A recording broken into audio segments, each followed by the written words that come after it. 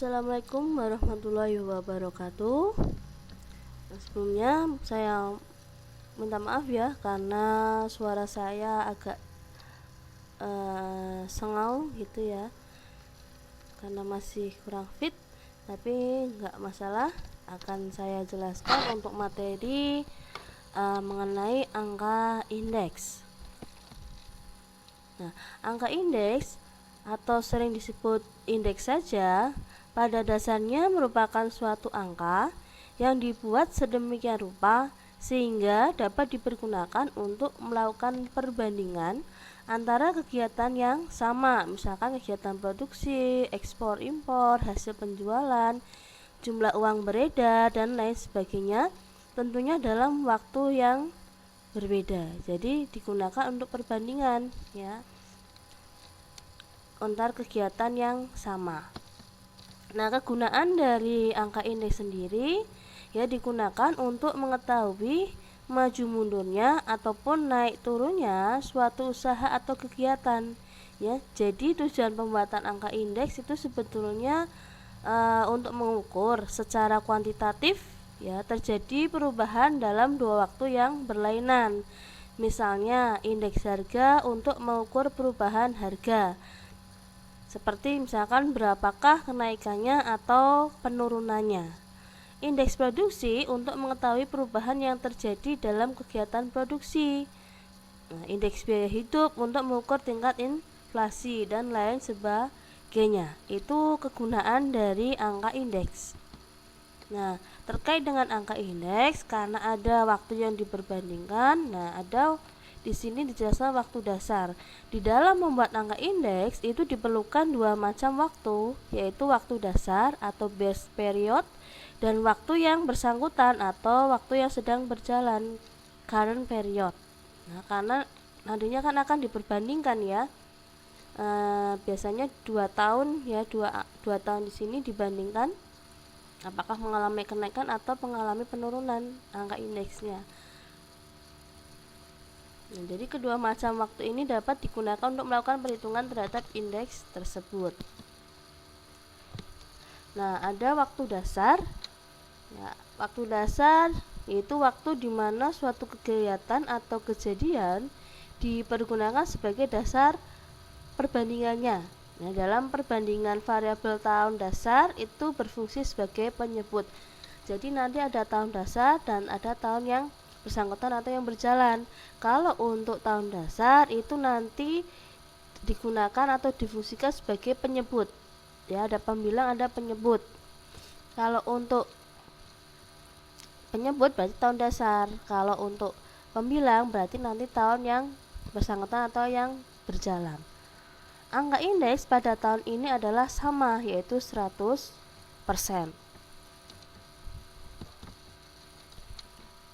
Waktu atau periode angka indeks. Ya, di dalam membuat angka indeks tadi ya diperlukan dua macam waktu.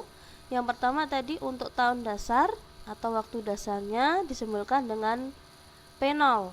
Ada juga referensi yang lain menyebutkan dengan PT, yaitu sama saja ya, menunjukkan bahwa tahun tersebut dijadikan sebagai tahun dasar ya. Kemudian satu lagi ada tahun tertentu, disimbolkan dengan PN ya, jadi tahunnya yang kita inginkan, jadi bisa kita inginkan gitu ya. Jadi untuk P0 itu sebagai penyebut, kalau PN itu berarti sebagai pembilang. Nah, untuk pemilihan tahun dasar sendiri biasanya tahun misalkan dengan kondisi perekonomian yang relatif stabil ya. Bisa juga karena tidak terlalu jauh dengan tahun-tahun tertentu. Bisa juga ada tahun di mana terjadi perubahan yang sangat penting. Misalkan di tahun 1966 ada Orde Baru, misalkan bisa juga tahun 2020 ada APEC, ataupun 2004 misalkan adanya pemerintahan dari SBY misalkan. Jadi itu pemilihan tahun dasar ya, jadi berdasarkan itu bisa jadi karena kondisi perekonomian yang memang kurang stabil atau mungkin karena membandingkannya dengan tahun-tahun sebelumnya, ataupun ada perubahan penting di dalam tahun-tahun tersebut. Itu ya, jadi untuk pemilihan tahun dasar. Nah, tadi ada waktu dasar, sekarang waktu yang sedang berjalan, yaitu waktu di mana suatu kegiatan atau kejadian dipergunakan sebagai dasar perbandingan terhadap kegiatan kejadian pada waktu dasar. Nah, untuk sistematika angka indeks sendiri dibagi atau dikelompokkan menjadi dua, yaitu tidak tertimbang atau sederhana, ada yang tertimbang. Nah, untuk yang tidak tertimbang atau sederhana ada dua subbab yang nanti akan saya jelaskan. Yang pertama angka indeks agregatif sederhana, dan yang kedua angka indeks relatif sederhana, ya, karena gunaannya tidak tertimbang atau secara sederhana. Kemudian untuk metode yang tertimbang ada rata-rata relatif tertimbang, ada Laspeyres, ada Pace, ada Fisher, ada Drobis, dan ada Edgeworth. Jadi nanti masing-masing subbab di sini akan saya jelaskan ya satu persatu. Nah, kita ke metode yang tidak tertimbang atau sederhana terlebih dahulu. Yang pertama yaitu angka indeks agregatif sederhana. Angka indeks agregatif sederhana. Nah, tadi ya, indeks itu digunakan untuk pengukuran harga maupun kuantitas. Indeks harga agregatif sederhana simbolnya ada yang menyebutkan IP. Kenapa di sini muncul P? Karena untuk harga atau price. Sedangkan untuk yang satunya adalah indeks kuantitas agregatif, IQ. Q itu quantity, kuantitas. Ya, biar membedakan saja. Oh, ini untuk indeks harga, oh ini untuk indeks yang kuantitatif. Nah, untuk yang indeks harga agregatif, nah untuk rumusnya ini ya, ada sigma PN. PN tadi sebagai tahun yang bersangkutan atau tahun yang sedang berjalan, kemudian dibagi sigma P0. P0 di sini sebagai tahun dasar, kemudian dikalikan dengan 100%. Kalau itu untuk menghitung indeks harga agregatif. Sedangkan untuk menghitung indeks kuantitas agregatif, berarti kita mencari nilai kuantitasnya. Nah, di sini sigma Qn artinya berarti jumlah kuantitas ya pada tahun N atau pada tahun yang berjalan, kemudian dibagi sigma Q0 jumlah kuantitas pada tahun dasar, kemudian dikalikan dengan 100%. Nah, ini ada contoh soal. Ada jenis bahan makanan, di sini ada harganya. Di sini ada daging sapi digunakan per kilonya, ada beras per liter, ada daging ayam dengan ukuran per kilo. Diketahui harga pada tahun 2000 dan 2001. Nah, di sini yang digunakan sebagai tahun dasarnya adalah tahun 2000 atau P0-nya. Sedangkan tahun 2001 adalah PN-nya atau waktu yang terkait atau waktu yang berjalan. Nah, untuk contoh ini berarti tinggal kita masukkan saja ya nanti di rumus.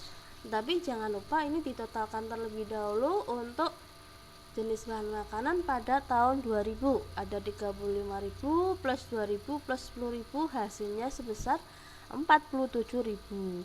Sedangkan pada tahun 2001 juga dijumlahkan 40.250, 2.500 plus 12.000, hasilnya sebesar 54.750. Nah, masing-masing jumlah dari harga di tahun 2000 dan 2001 kita masukkan sigma PN, berarti tahun yang 2001 ya, 54.750 dibagi 47.000 dikalikan dengan 100%, hasilnya sebesar 116,49 atau kalau kita buatkan 116,5.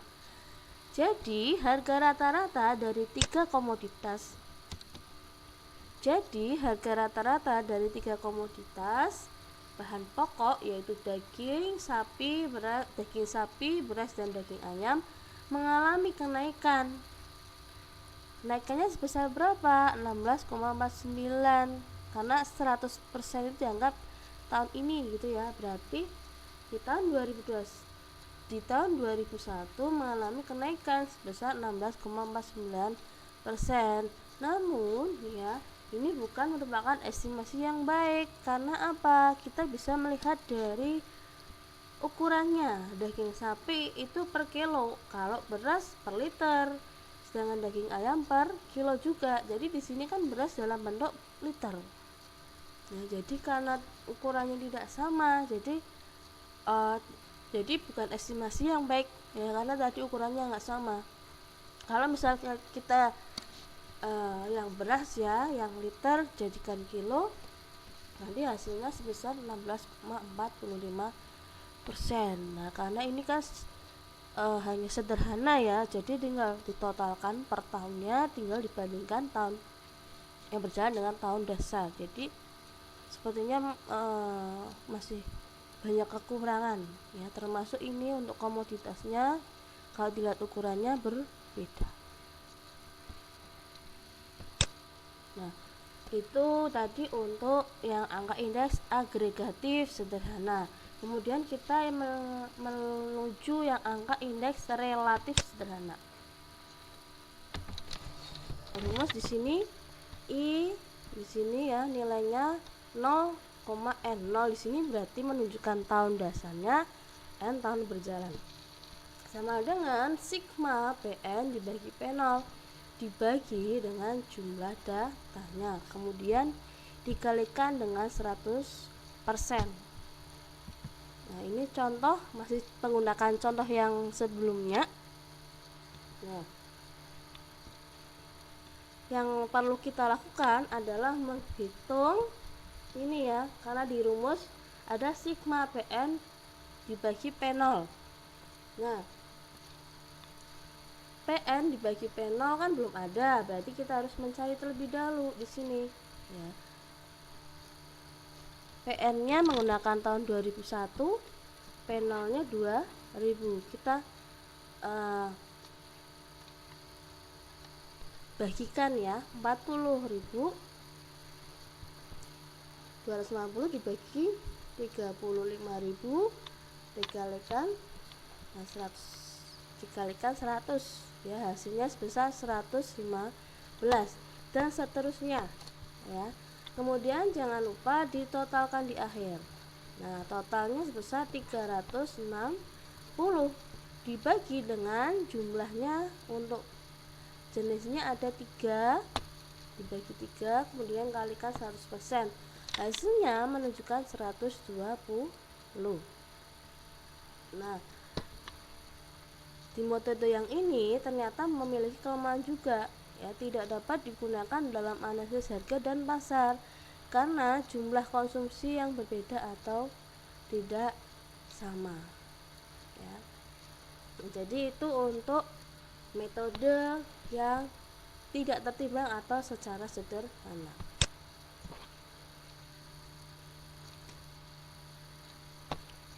Kemudian kita melihat untuk yang metode yang tertimbang. Yang pertama yaitu rata-rata relatif tertimbang. Nah, untuk rumusnya sigma PN dikalikan W. W itu adalah bobot atau penimbang, kemudian dibagi sigma P0 dikalikan dengan W, kemudian dikalikan 100%. Nah, biar lebih jelas kita masuk ke contoh soal saja. Nah, di sini ada angka indeks rata-rata tertimbang. Ada komoditas A, B, C, dan D. Di sini ada sudah diketahui harga per unit di tahun 85 dan tahun 86. Kebetulan di sini dalam bentuk dolar ya. Nah, penimbangnya sudah diketahui di sini ya. Nah, langkah yang pertama kita lakukan apa? Nah, kita lihat dari rumus yang pembilangnya sigma PN kali W. apakah dari soal sudah diketahui PN dikalikan W? Kalau belum diketahui berarti kita hitung dulu ya, PN kali W. Kemudian penyebutnya P0 dikali W, apakah sudah ada di soalnya, sudah disebutkan? Kalau memang belum berarti kita juga harus menghitung nilai P0 dikali W. Nah, kita hitung nih satu persatu ya. Kemudian jangan lupa ditotalkan ya. Untuk sigma P0 kali W sebesar 383, sedangkan untuk sigma PN kali W sebesar 405. Nah, tinggal kita masukkan ke dalam rumus ya. Di sini berarti indeksnya 85 itu tahun dasarnya, 86 berarti tahun yang terkait. Ya, hasilnya sebesar 105,74. Nah, berarti mengalami kenaikan atau penurunan ya. Kita anggap tahun ini ya sebagai tahun dasarnya itu sebesar 100%, berarti mengalami kenaikan sebesar 5,74% dari tahun 1980-an. Nah, itu untuk contoh rata-rata relatif tertimbang. Nah, kemudian yang berikutnya adalah Last Paris. Nah, untuk indeks Last Paris rumusnya L disesuaikan dengan namanya L sama dengan pembilangnya sigma PN dikali dengan Q0. PN-nya atau harganya tahun yang berjalan, Q-nya atau kualitasnya pada tahun dasar. Kemudian dibagi dengan penyebutnya sigma P0, berarti harga pada tahun dasar, kemudian sama Q0-nya kuantitas pada tahun dasar, kemudian dikalikan 100%. Nah, ini untuk contoh soalnya. Ada jenis barang A, B, C, dan D. Diketahui harga dan kuantitas pada tahun 94 sama 95. Yang masing-masing sudah diketahui. Nah, kita lihat dari rumus ini.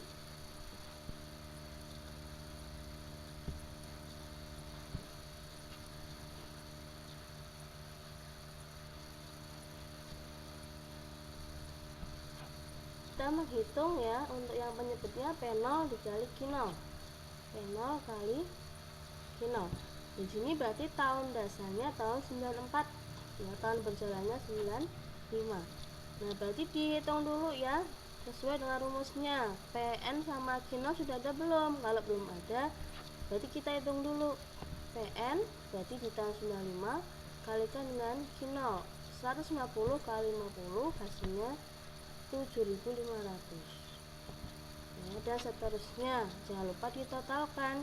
Kemudian yang penyebutnya ada P0 kali Q0, dikalikan P0 kali Q0 berarti di tahun 94.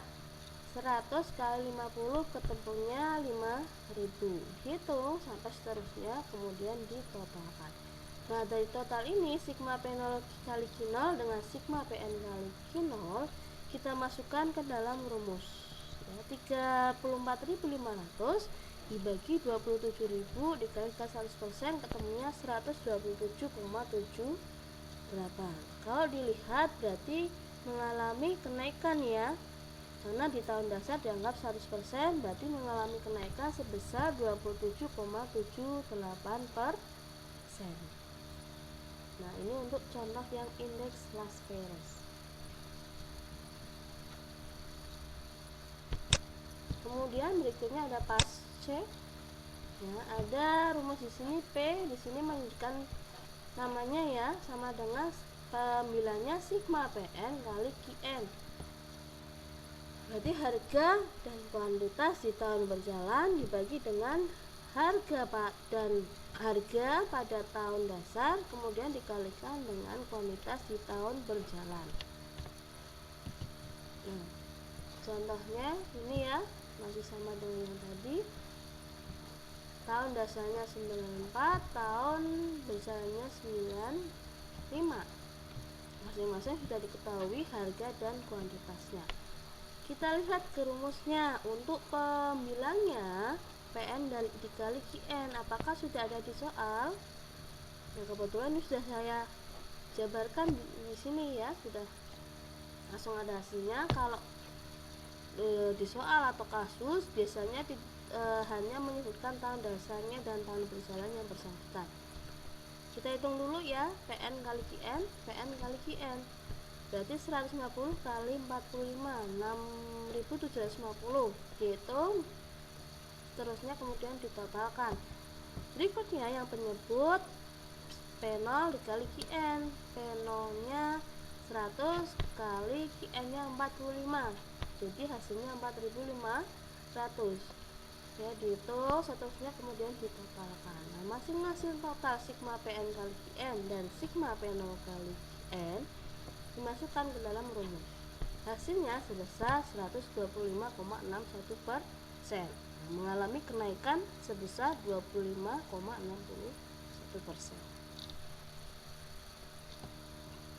Ini untuk contoh yang indeks pas. Berikutnya apa? Indeks yang Fisher.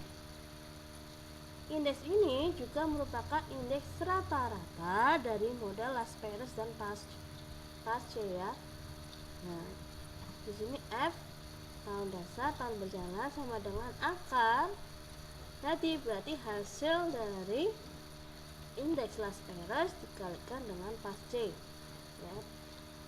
Jadi berapa kali berapa persen gitu ya. Misalkan 125 dikalikan 135% dibagi di akar ya, jadi yang keseluruhannya bukan kenaikannya. Jadi itu untuk indeks Fisher. Kemudian ada Drobis. Nah, indeks Drobis merupakan gabungan atau merupakan kombinasi dari indeks Las-Perez dan Pasce. Nah, di sini disimbolkan dengan D sama dengan, berarti L itu Las-Perez plus Pasce dibagi dengan 2. Itu untuk menghitung indeks Drobis.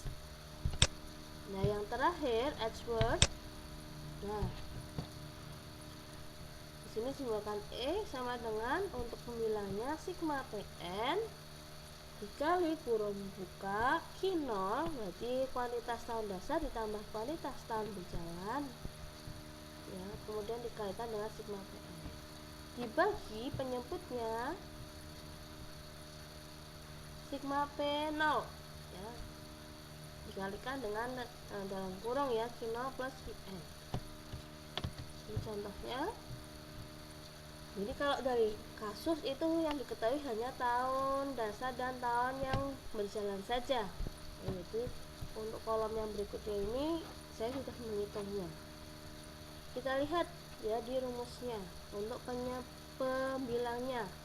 Nah, Q0 plus Qn apakah sudah ada di soal?